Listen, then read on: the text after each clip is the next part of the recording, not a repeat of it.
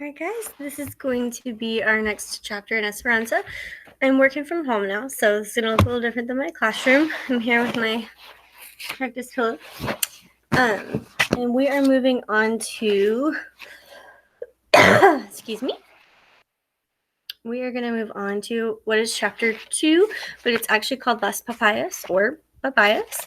It's on page 23, and looks like that. Oops, page 23.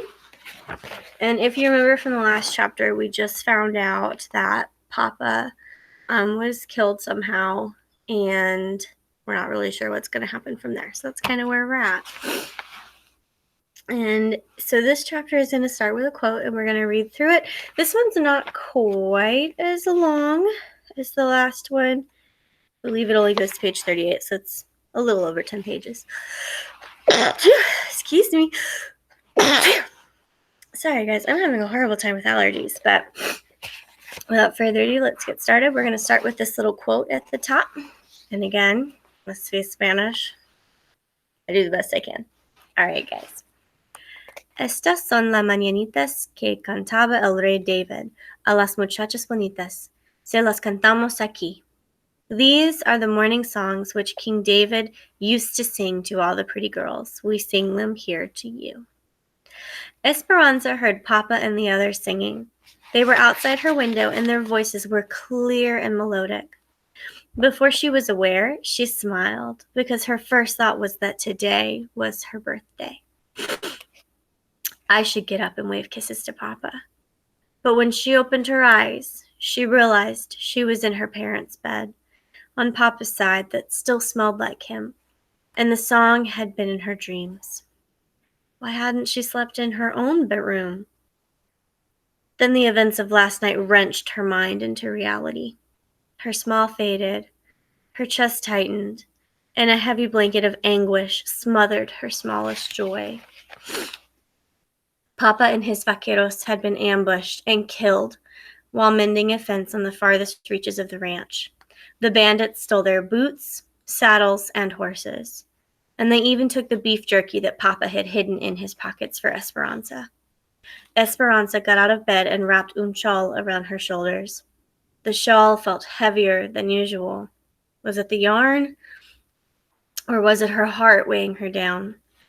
She went downstairs and stood in la sala, the large entry hall. The house was empty and silent.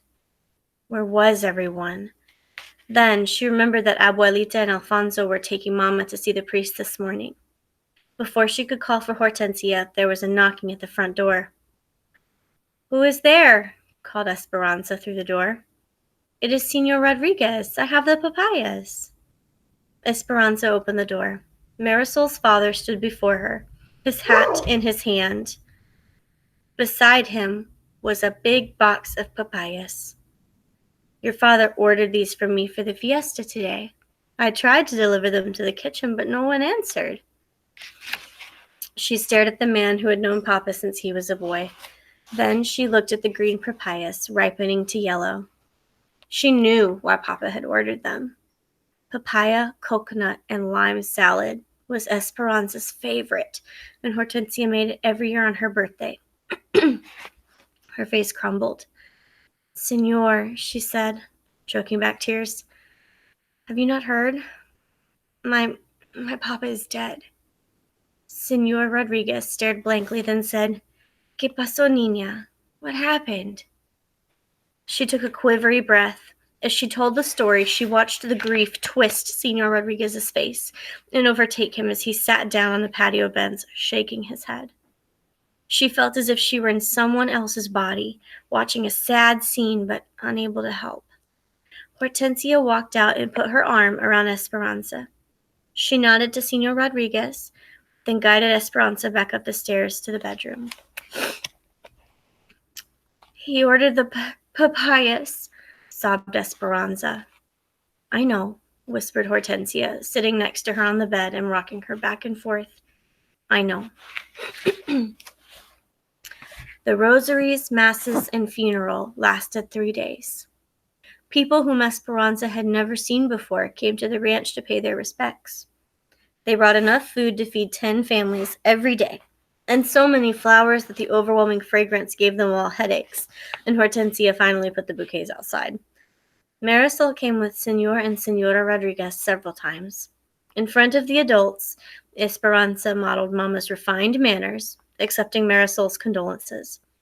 But as soon as they could, the two girls excused themselves and went to Esperanza's room, where they sat on her bed, held hands, and wept as one.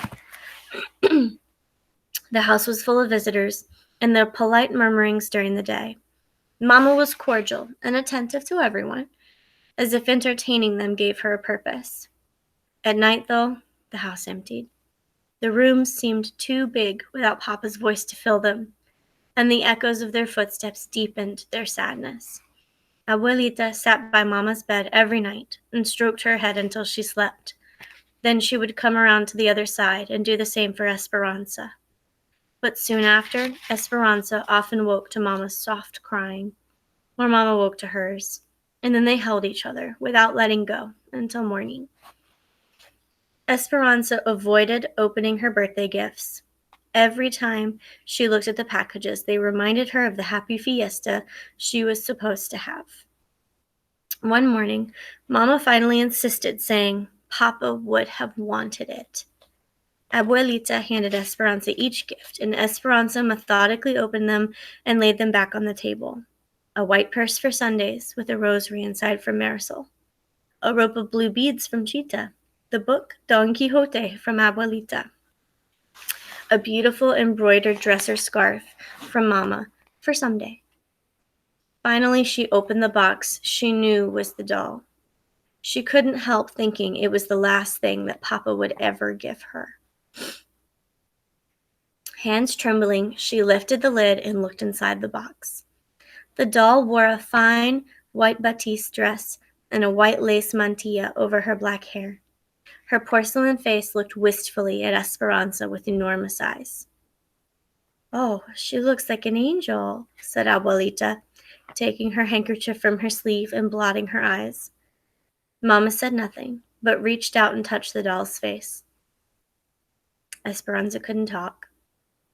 Her heart felt so big and hurt so much that it crowded out her voice. She hugged the doll to her chest and walked out of the room, leaving all the other gifts behind. Tio Luis and Tio Marco came every day and went into Papa's study to take care of the family business. At first, they stayed only a few hours, but soon they became like La Calabaza, the squash plant in Alfonso's garden, whose giant leaves spread out, encroaching upon anything smaller. The uncles eventually stayed each day until dark, taking all their meals at the ranch as well. Esperanza could tell that Mama was uneasy with their constant presence. Finally, the lawyer came to settle the estate. Mama, Esperanza, and Abuelita sat properly in their black dresses as the uncles walked into the study. A little too loudly, Tia Louise said, "Ramona, grieving does not suit you. I hope you will not wear black all year." Mama did not answer, but maintained her composure. They nodded to Abuelita as well, but as usual, said nothing to Esperanza. The talk began about bank loans and investments. It all seemed so complicated to Esperanza, and her mind wandered. She had not been in this room since Papa died.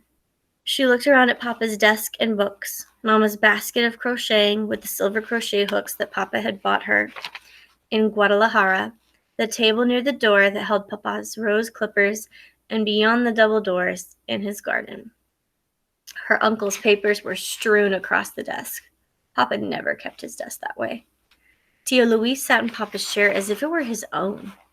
And then Esperanza noticed the belt buckle. Papa's belt buckle on Tio Luis's belt. It was wrong. Everything was wrong. Tio Luis should not be sitting in Papa's chair. He should not be wearing Papa's belt buckle with the brand of the ranch on it. For the 1,000th time, she wiped the tears that slipped down her face, but this time they were angry tears. A look of indignation passed between Mama and Abuelita. Were they feeling the same? "Ramona," said the lawyer, "your husband, Sixto Ortega, left this house and all of its contents to you and your daughter. You will also receive the yearly income from the grapes. As you know, It is not customary to leave land to women, and since Luis was the banker on the loan, Sixto left the land to him. Which makes things rather awkward, said Tio Luis. I am the bank president and would like to live accordingly.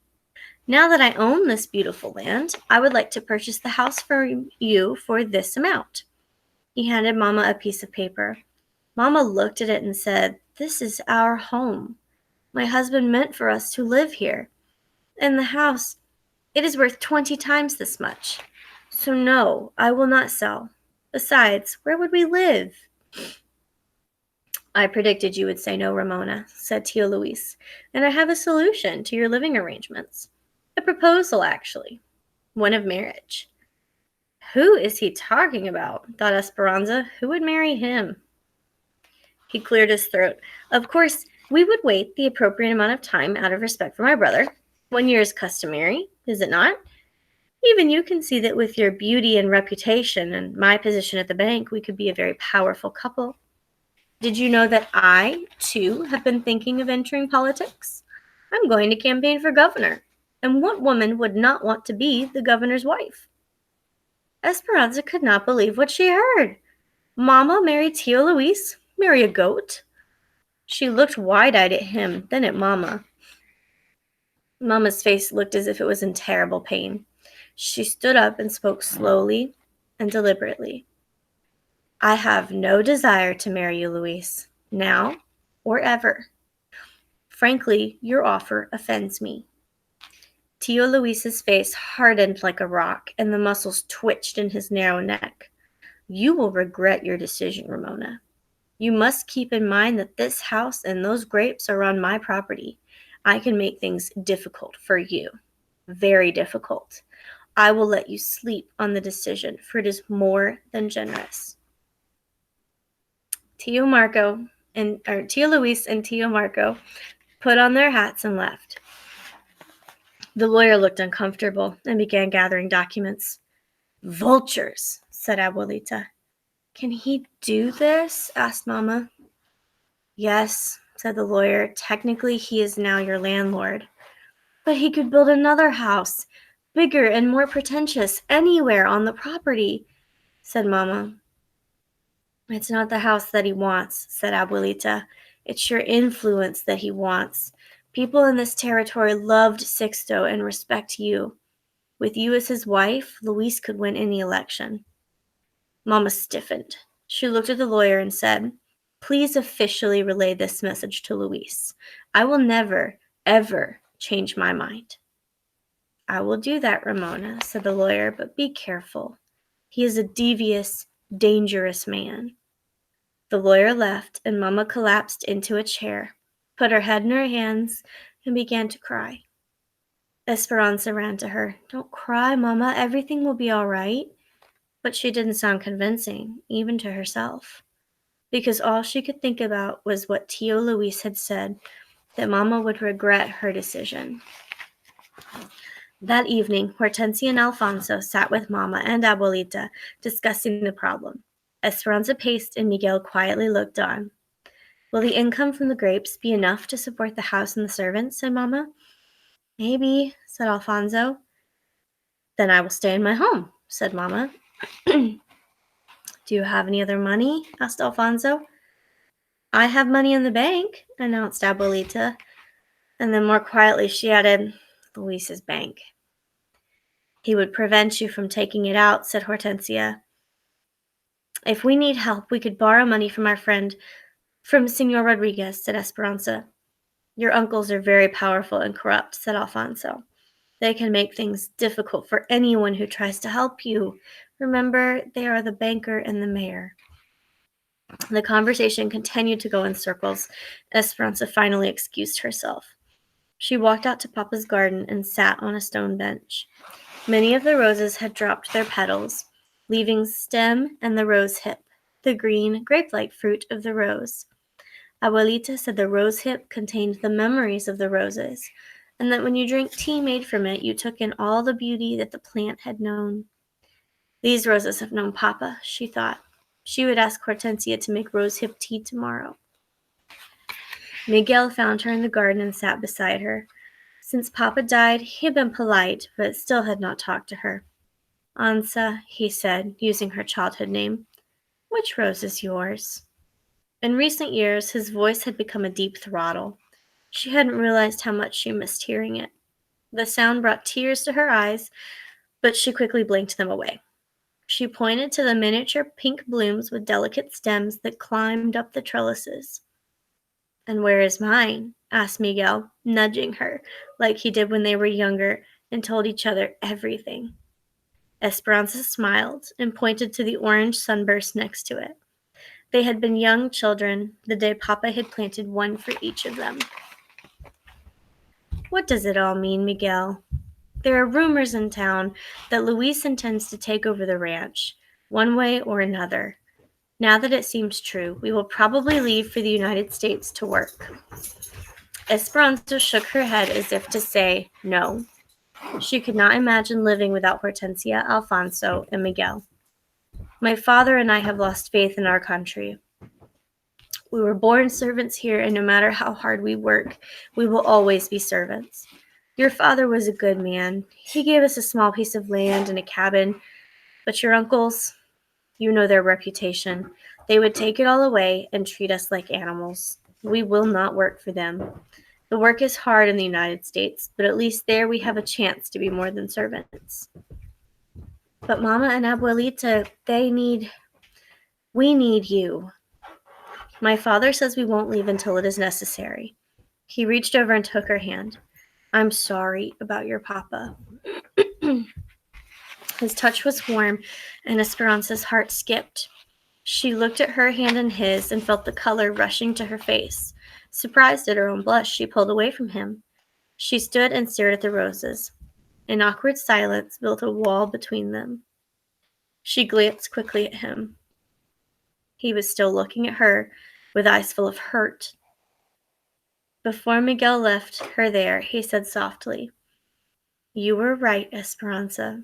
In Mexico, we stand on different sides of the river. Esperanza went up to her room, thinking... Hang on, guys. Sorry, Archer's messing with something. Leave it. Esperanza went up to her room, thinking that nothing seemed right. She walked slowly around her bed, running her hand over the finely carved posts. She counted the dolls lined up on her dresser. 13, one for each birthday. When Papa was alive, everything was in order, like the dolls lined up in a row. She put on a long cotton nightgown with hand-sewn lace, picked up the new doll, and walked to the open window. Looking out over the valley, she wondered where they would go if they had to live somewhere else. They had no other family except Abuelita's sisters, and they were nuns in a convent. I won't ever leave here, she whispered. A sudden breeze carried a familiar pungent smell. She looked down into the courtyard and saw the wooden box still sitting on the patio. It held the papayas from Senor Rodriguez, the ones that Papa had ordered, that should have been served on her birthday. Their overripe sweetness now pervaded the air with each breath of wind. She crawled into bed beneath the linens edged with lace. Hugging the doll, she tried to sleep, but her thoughts kept returning to Tio Luis. She felt sick at the thought of Mama marrying him. Of course she had told him no. She took a deep breath, still smelling the papayas and Papa's sweet intentions. Why did Papa have to die? Why did he leave me and Mama? She closed her eyes tight and did what she tried to do each night. She tried to find the dream, the one where Papa was singing the birthday song. So in this chapter, things are they're going from bad to worse a little bit. Papa's passed. Esperanza's birthday was pretty terrible because she was grieving and mourning her father. And then she has these uncles that we're now learning are not such great guys. And they're trying to marry her mama and take the land and kind of control them a little bit. So they're also learning that her servants, Miguel and his father, they might be leaving. They might be trying to go to the United States to find work. So we'll kind of see what happens from there. Our next chapter will eventually be Los Higos, which means figs. But for now, we're just going to leave this one up here. And I hope that you guys enjoy it.